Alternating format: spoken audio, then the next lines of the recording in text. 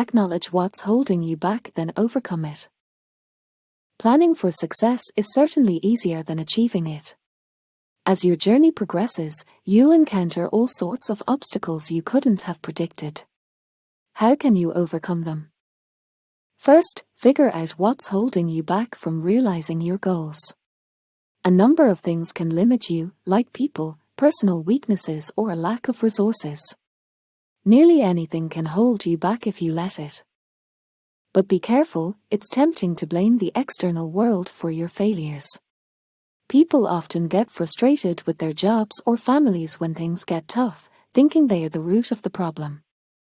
So don't overlook your internal limiting factors too. In the beginning, you might lack the skills, experience, or abilities you need to achieve your goal. It's easy to pinpoint the limiting factors you're not responsible for, but the most powerful forces that hold you back are internal ones. At this point, it's okay to feel overwhelmed by everything you have to do to improve. So focus on just one task at a time. You'll progress more steadily this way. Tackle the first task first, only then can you move on to the next. Fitness and strength training works the same way.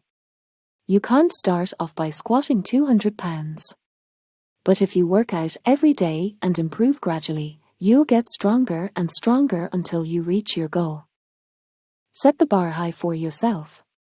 Don't wait for other people, like your boss or loved ones, to push you toward what you want. Be your own source of motivation. Here's a trick to use. Imagine you just learned you're going on a surprise vacation tomorrow. What would you have to do before leaving? Those are the tasks you should take care of right away. Make a habit of this and you'll find yourself eating the frog regularly. And if you can do that consistently, you'll join the 2% of people who work without needing supervision. They're called leaders. Take control of your own time. There's one more key to being productive. You already know what it is if you've ever felt like you didn't have time for all the important tasks you needed to do. It's time management. You can't split up every task, unfortunately. The biggest tasks often require long stretches of unbroken attention. Consider a successful salesperson, for instance. They can't always be on the floor. They need to set a lot of time aside for calling clients and gathering feedback from them. It's useful to keep a clear map of the day in your mind. If you're struggling to schedule your time effectively, start making appointments with yourself and stick to them. Breaking your day down into time slots can be helpful. The salesperson, for example, might schedule something like 9-12 o'clock, follow up with prospects. You can also try dedicating your early morning hours to the work you can do by yourself, like handling emails. Save the other tasks for your afternoon in the busy office.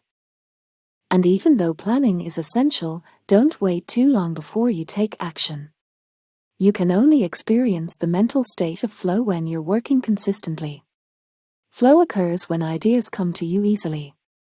You'll be more creative and perform better and more easily when you're in your flow.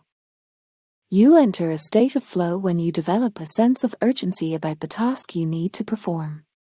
Don't just talk about it, act now and get it done. Eat the frog and you'll gradually gain an inner drive that pushes you beyond your current limits. Set yourself on the right path, stay dedicated, and you'll reach your goals. Defeat procrastination by figuring out who you are and what you want to achieve. Confront your limitations, plan your time, and eat your frogs. When you complete your most important tasks first, you'll train yourself to stay on the road to success.